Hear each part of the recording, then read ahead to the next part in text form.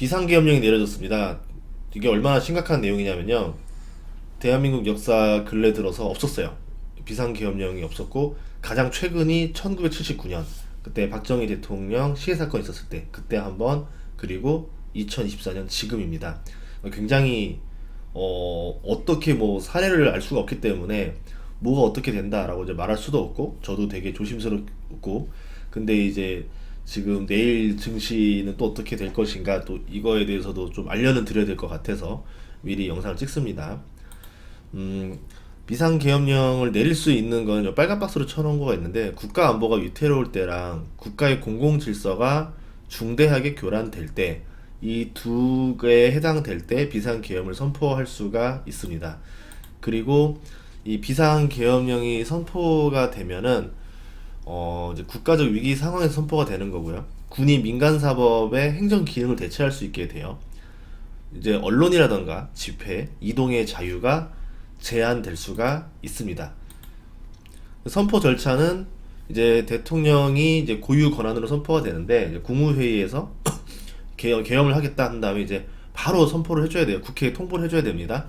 그래서 이제 국회에 통보가 됐고, 국회에서는 이거를 해제하는 요구가 가능한데, 제적의원 과반수 찬성으로 계엄 해제를 요구할 수 있습니다. 뭐 이거에 대해서는 뭐 이제 뉴스를 좀 보면서 돼야 되는데, 제가 지금 뉴스를 하나, 제가 CCTV를 실시간으로 봤거든요. 이 보다시피 이렇게 버스가 좀 더 많이 왔더라고요. 지금은 이렇게 와가지고 막혀서 이렇게 있는 상태다. 그래서 이제 앞으로 어떻게 되는지는 좀 더 봐야 될 것 같아요. 이 선포 가능한 사례들은 여러 가지가 있는데, 뭐 내란, 대규모 폭동, 아니면 이제 극심한 사회적인 혼란, 국가 경제가 붕괴되거나 이제 국가 기능이 마비됐다라고 판단됐을 때 선포할 수 있다, 이렇게 볼 수 있고요. 국회의원 활동이 제한됩니다. 의회에서 집회라던가 공식 활동이 군사적인 이유로 제한이 될 수 있다라는 거죠. 국회의원들이 이제 SNS라던가 언론과의 인터뷰도 검열을 받아야 됩니다. 제한될 수도 있고요. 그리고 이제 국회의 권한이 있긴 한데, 감시와 견제 역할을 해야 돼요. 군사와 정부 활동을 감시하고 견제해야 됩니다. 이제 이렇게 될 경우에는 국회 외에는 이걸 견제할 수 있는 곳이 없기 때문에 국회가 이걸 해줘야 되는데, 뭐 예를 들어 뭐 이게 뭐 몇몇 사례가 있으면, 경험이 있는 사람도 있으면 할 텐데, 지금 국회의원 중에서 이런 경험을 한 사람은 아무도 없을 겁니다. 자, 그럼 비상계엄에서 군은 어떤 역할을 하느냐? 경찰 역할을 대신합니다. 그리고 시위라던가 반란 이런 것 때 군이 직접 개입해서 진압을 하고요. 군사적인 무력 사용이 허용이 되고, 이제 이걸 통해서 질서를 유지하는 거죠. 그러니까 비상사태에서 계엄령이 내려지는 거고, 비상시국이다 보니까 군으로 이제 치안 유지를 한다, 이렇게 보시면 됩니다. 그리고 군의 권한 중에서 하나가 행정을 통제할 수 있는 권한이 있는데, 행정 기능을 대체합니다. 그리고 국민의 이동과 통행을 제한한다는 거죠. 뭐 예를 들어서 출국을 못하게 한다던가, 뭐 이동을 한다던가, 뭐 이거는 그 필요에 따라서 할 수 있겠죠. 그리고 집회 결사 금지, 대규모 집회, 시위, 모임이 금지됩니다. 할 수가 없어요. 그리고 사법적인 권한이 바뀌는데, 민간 사법 시스템 대신에 군사법원이 민간인도 재판할 수 있게 돼요. 그리고 공공질서를 위협하다고 판단되는 인물들을 체포하거나 구금할 수가 있습니다.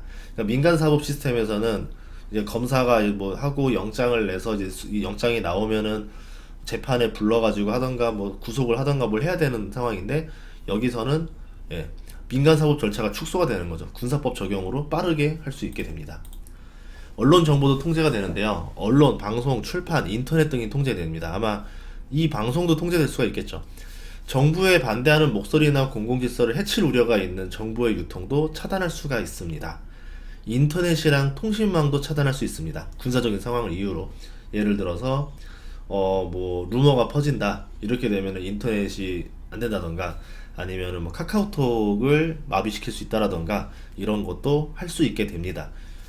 그리고 작전 권한이 많이 이제 되는데, 시설 통제 중에서 정부의 주요 건물들, 그리고 방송국들, 이런 것들에서 군사적 통제권 행사가 가능해진다, 이렇게 볼 수 있습니다. 우선은 여러분들이 알아야 될 건 알아야 될 것 같아서 먼저 이제 오피셜한 것들 먼저 알려드렸고요. 국회 역할이 봉쇄되고 나면 어떤 이제 문제점이 생기냐?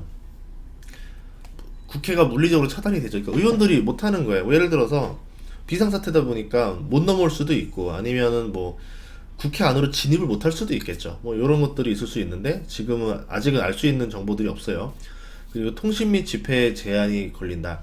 계엄령 하에서는 통신과 이동의 자유가 제한되기 때문에 국회의원들 간에 뭐 서로의 비상 모여 뭐 논의해 이게 어려울 수 있다라는 거죠. 그리고 비상 소집이 국회의원들 비상 소집을 해서 이제 비상 집회를 하게 되는 건데 여기에서 이제 뭐 어떻게 될지 모르겠어요. 뭐 지금 재적의원 과반수가 뭐 해제를 하자 뭐 이런 얘기들이 나올 수도 있을 거고 지금 뭐 속보들을 보니까 야당 여당 지금 뭐 행정부 서로 뭐 긴박하게 돌아가는 것 같습니다. 예, 그것들은 뉴스를 보시면서 판단해야 될 것 같고 지금 아마 이거는 찍자마자 나중에는 다르게 해석이 될 수 있으니까 이 정도까지만 이야기를 하도록 할게요.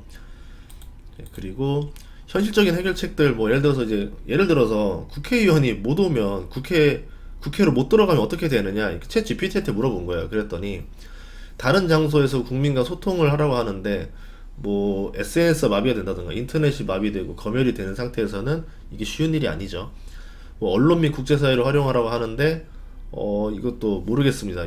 이게 뭐 우리가 본 상황도 아닌 거고 79년에는 당연히 TV 방송에는 라디오밖에 없던 시절이었던 거고 그때는 또 이제 정말로 예, 누가 봐도 이해할 수 있는 대통령 시해 사건이 일어났기 때문에 그게 정당했다 봤던 거고 이번 같은 경우는 사람들이 이제 깜짝 놀란 거죠. 뭔데 왜 하는 건데 이렇게 된 상황인 거고 이제 거기서 이제 이유를 말을 했지만 이제 좀 구체적인 사건들이 더 나와야 될 것 같아요. 이제 왜 발동을 걸었고 그러면 이제 어떤 일을 처리할 거고 그 처리한 것들이 무엇인지를 봐야지만 국민들이 아 이런 이유에서 비상계엄을 했구나 라고 생각하지 않을까라고 생각이 됩니다. 그런 면에서 정말 좀 어떤 말을 하기도 되게 조심스러워서 그냥 좀 우리가 지켜봐야 된다. 뉴스를 보면서 여러분이 스스로 판단을 해야 된다. 이렇게 말씀드리고 싶고요. 환율이 바로 올랐어요. 우선은 제가 볼 수 있는 건 시장에서 얼마나 놀랬나를 알려드리자면 지금 실시간으로 돌아가는 거는 원달러 환율이랑 외국에서 보는 한국 지수 두 가지거든요.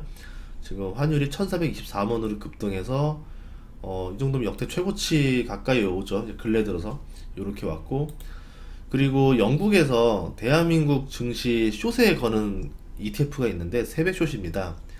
이게 13.4% 정도 상승을 했다라는 거는 한 4.4% 정도의 지수가 하락을 예상한다.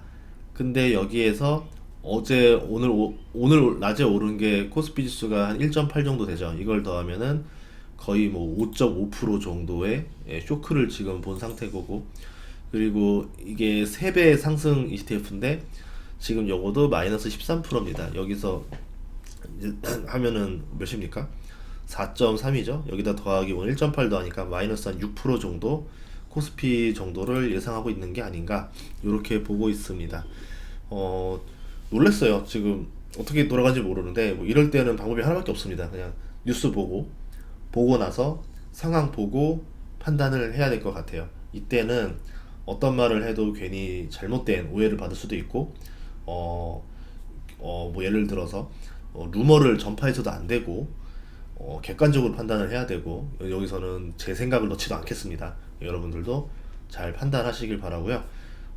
내일 어쨌든 뉴스를 계속 오늘 밤 새도록 봐야 될 것 같아요. 보면서 이제 어떻게 행동하라 지침이 나오겠죠. 예, 그거 보면서 내일 일상생활 그대로 해도 되는 건지 아니면 이거 어떻게 해야 되는 건지 저희도 지금 내일 되게 중요한 일이 있는데 잠실에서 이거 행사를 어떻게 할지 모르겠어요. 어쨌든 저도 계속 보면서 판단하려고 합니다. 여러분들도 오늘 하루만큼은 좀 졸리다 하더라도 계속 이제 좀 뉴스를 체크하시면서 내일 일상생활을 판단하시면 좋겠습니다.